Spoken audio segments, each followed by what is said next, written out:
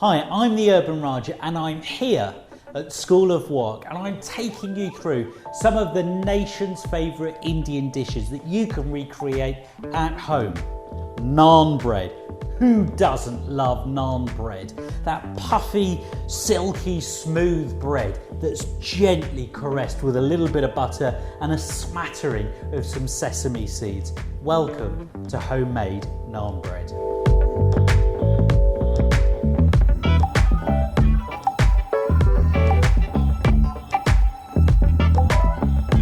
So this is the secret to making fantastic, puffy, fluffy naans.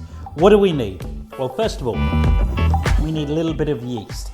So I'm going to take about sort of 7 grams of dry, active yeast. Okay, so 7 grams, how much is that? It's about 1 teaspoon, which is about 5, and then another little bit, okay? Kind of like a third of that teaspoon, together with 1 teaspoon of just plain white sugar. And then to that, we're just going to add a little bit of seasoning, a little bit of salt,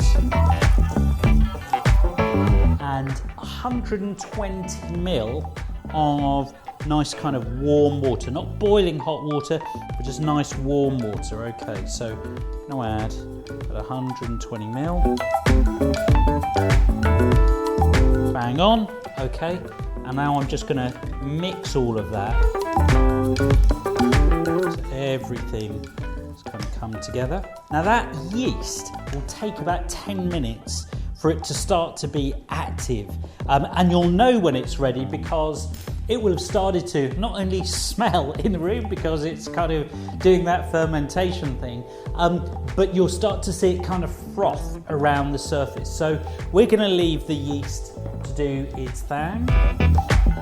Pop it over there. In the meantime, I'm going to start to arrange my ingredients, the other ingredients. So what have we got? We've got about 300 grams or so of just plain white flour. We need some black onion seeds, also known as kalonji seeds or nigella seeds, and that's not because Nigella has got her own range of seeds and spices out, it's just what they've always been known as. And what they have, and I love these things because not only do they give you a lovely kind of slight kind of oniony profile, they've got a lovely bite to them, and they just look amazing when you're using them in dishes. So we're going to be using about 2 teaspoons of some onion seeds, black onion seeds, and then I've got 120 grams of whole Greek yogurt. I'm a big fan of using Greek yogurt when we have to use yogurt, and it has to be whole yogurt as well, because that's really what stands up against the heat in the pan and all of that kind of thing. So that's kind of what we need really. So here I'm just going to start to prep how we get the dough together. Now I'm going to leave a little bit of flour behind because I might need that when I'm handling it in a bit. So in we have our flour, just arranging it so we've got a nice kind of little well. I'm going to take, it's about 2 teaspoons of onion seeds. And then to that, I'm going to add our yogurts.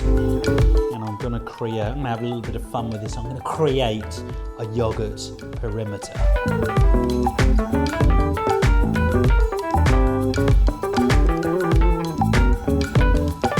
We'll see whether it works. It probably won't. But the intention is that it will try and stop that yeast and the water going everywhere, which sometimes it has the tendency to do. But hey, we're working with flour and we're making a flatbread. You know, it's going to be a little bit messy. You know, that's kind of the name of the game for this recipe. We're virtually ready. And we're going to see how our yeast is doing. So, looks like our yeast has done its thing, and what we need it to look like is kind of this. It's foamy, it's frothy. So what we're going to do, and we'll see how this works out, because sometimes this has a tendency to kind of just go everywhere, but we'll see how that works out and see if we can contain it. If not, do forgive me. I am only human. It's true, I am. I promise, just human. And already we've got some spillages, so it's a race against time. Let's see whether we can make it work. Okay, I think crisis averted. We're going to be making naans after all. So let's just scrape up some of this spillage here. So this is a really simple recipe. It just needs a little bit of patience. And it's a great one to do with kids, in fact. So if you've got kids, somebody that just likes to kind of get messy, then this is the perfect recipe for them. What I'm going to do actually very shortly is add some oil. Now I've got some olive oil. And what I'm going to do is just take about 2 tablespoons of olive oil, add it into the dough, because what that does is actually it's a really good ingredient because it helps give us a lovely kind of silky, elastic kind of dough, and actually it makes the difference when you're pressing it on the hot plates to have the olive oil in, partly because it makes the dough and the bread far more supple and silky as well. So as you can see, this is looking a little bit sticky, so what I want, so I'm going to take just a little bit of flour, just dust it, more there. It will start to feel soft and supple, so what we're doing is just working that dough so you've got some nice elasticity, a little more flour here. So what you're looking for is a dough that feels springy. So when you touch it, you leave it, it springs back, and then you know that it's taking shape. Now this will take a few minutes, 5 to 10 minutes, but a little bit of prep is good for the soul.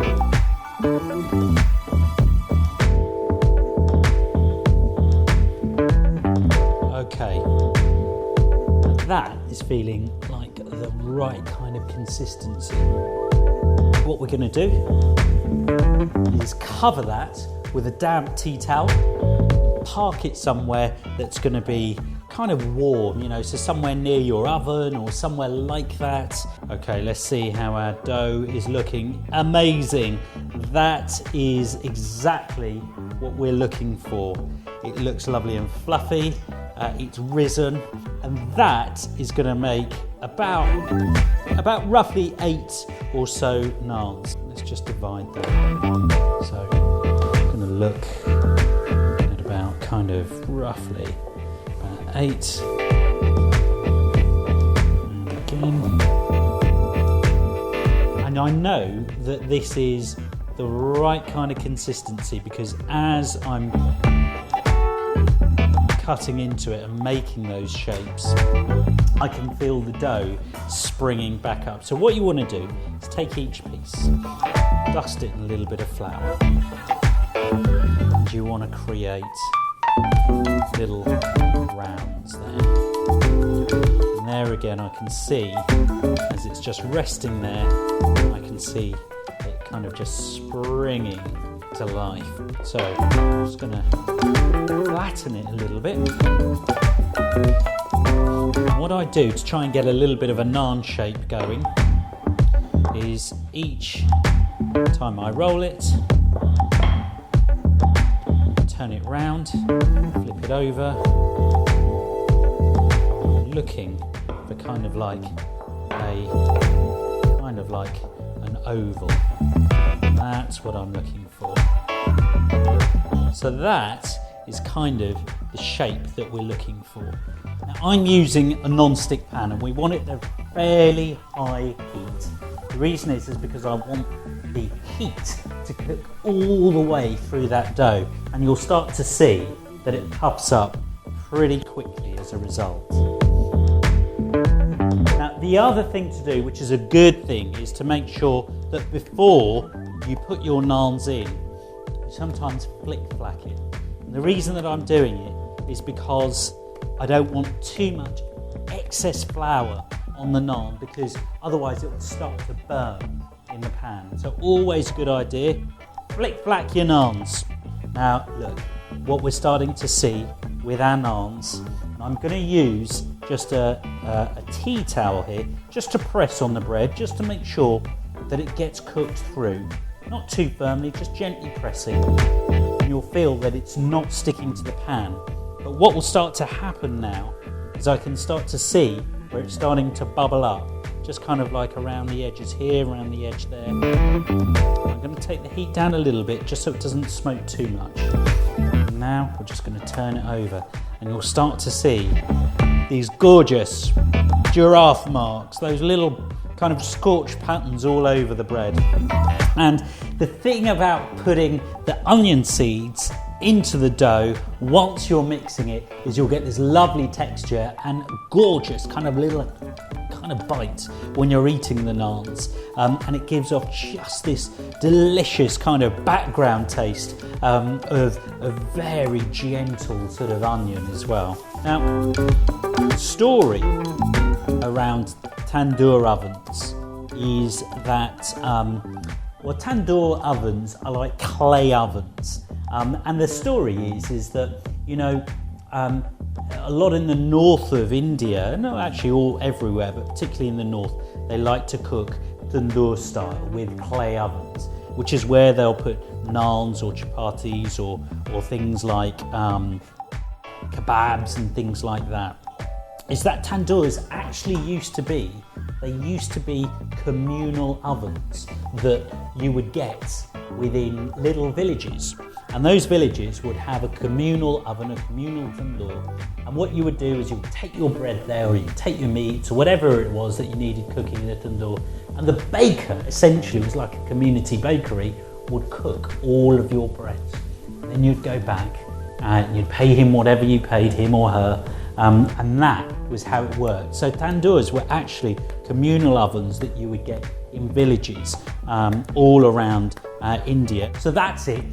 Those are our simple naans. A little bit of flour, a little bit of yeast, some yogurt and some other ingredients, and you'll have fantastic flatbread. But the proof is always in the tasting.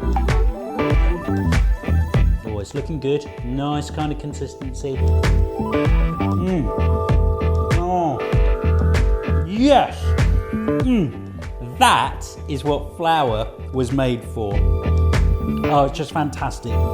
Flatbread. You know, the thing is about these naans, you probably don't even need a curry to eat them with. Enjoy them on their own. Thanks for watching the video, and hopefully you picked up some tasty tips on how to create delicious Indian cooking at home. Hop on to my channel for more recipes like this. It's urbanrajah.com.